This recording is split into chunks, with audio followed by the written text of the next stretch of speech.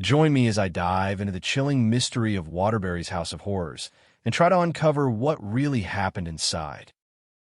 This is the story of a house that no one looked at twice. A house that stood in a quiet corner of Waterbury, Connecticut. A place where children rode their bikes past without fear, until one woman escaped and revealed the true nightmare inside.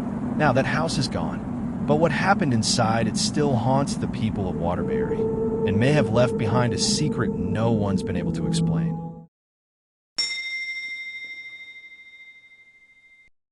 Our story begins in 2012, a missing persons case. 23-year-old Brielle Santos failed to show up for work at a local pharmacy. She hadn't answered her phone in days. Her car was found parked behind an abandoned gas station with the keys still in the ignition. Inside the vehicle, nothing was disturbed, except for a folded flyer tucked under the wiper. An ad, scribbled by hand. Safe housing. Female only. Contact Charles D. Police didn't think much of it at first. Waterbury had its share of transient residents, especially those struggling with housing and addiction. But then came the next case. Carly D'Amato, 19, college dropout, estranged from her parents. Missing after attending a community outreach dinner posted on a local job board. The host of that dinner? Charles Denton. By 2015, 6 women had vanished, all within a 5-mile radius, all with one thing in common. They were last seen near 47 Dillman Street, the home of Charles Denton. It would take years and one courageous survivor to reveal the truth of what that house really was. A cage, a laboratory, a house of horrors. Charles Denton was, by all accounts, invisible, 53 years old, single, no children, no spouse, no pets. He'd inherited the home on Dillman Street from his mother, who died in 2003. He worked part-time at a local hardware store, took out the trash for elderly neighbors. People described him as quiet, polite, and a little strange, but never dangerous. No one knew what he had built beneath that home. In 2018, an anonymous 911 call led police to an abandoned factory on the outskirts of town. A woman, disoriented and barefoot, was found wandering the perimeter. She had bruises across her wrists, her clothes were torn, and her eyes, officers would later say, looked like she hadn't seen sunlight in months. She refused to give her real name, but eventually identified herself as Melissa. She said she had escaped from Charles Denton's basement. She said others were still inside. The next morning, officers descended on 47 Dillman Street. They weren't prepared for what they would find. Beneath the floorboards of that 2-story home was an illegally constructed basement extension, sealed off from the original blueprints. It wasn't a cellar. It wasn't a storm shelter. It was a dungeon. Steel-reinforced doors, surveillance monitors, soundproofed walls. There were 4 individual cells, each one no larger than a walk-in closet. Inside each, a cot, a steel toilet, and a camera. One room had scratch marks along the wall.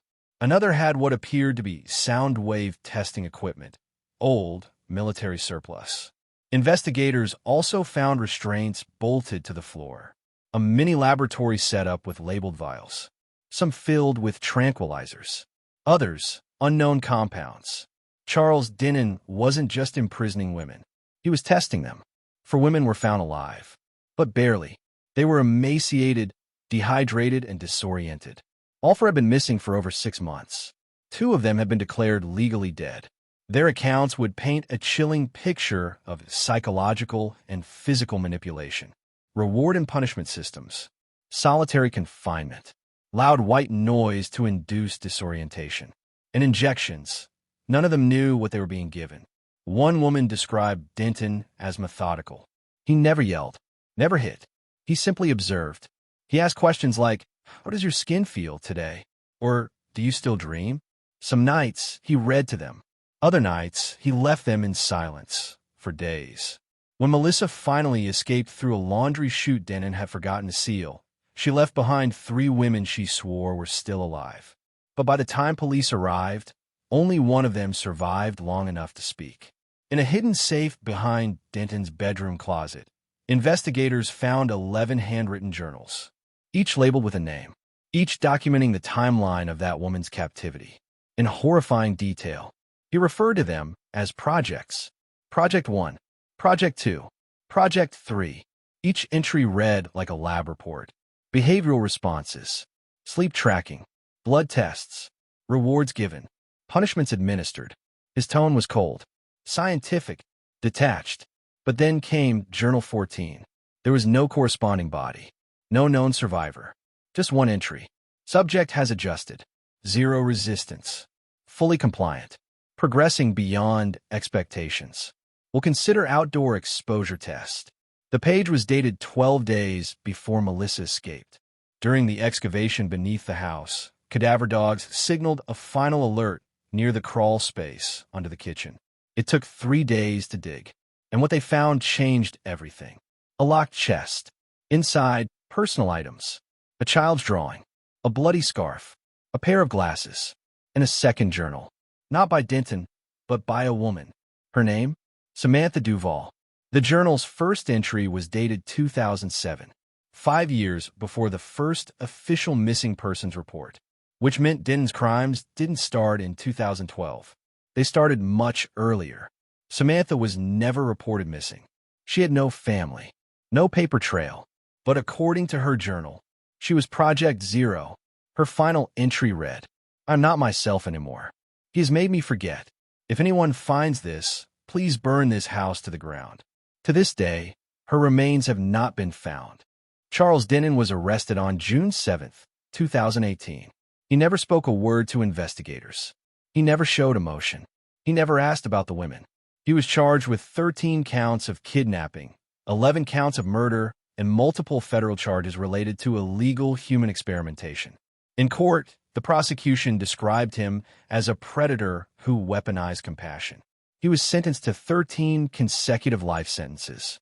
The house at 47 Dillman Street was demolished a year later, but local lore still clings to the address. Neighbors report strange smells, tech malfunctions.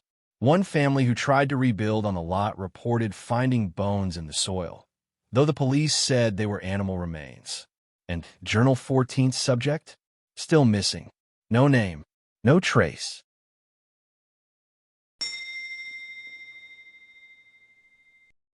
What do you think really happened inside Waterbury's House of Horrors? Could there be more victims no one has found? And who was Project 14? Drop your theories below. And if this story shook you, watch our next video, The Family's Secret Buried Under the Oak Tree.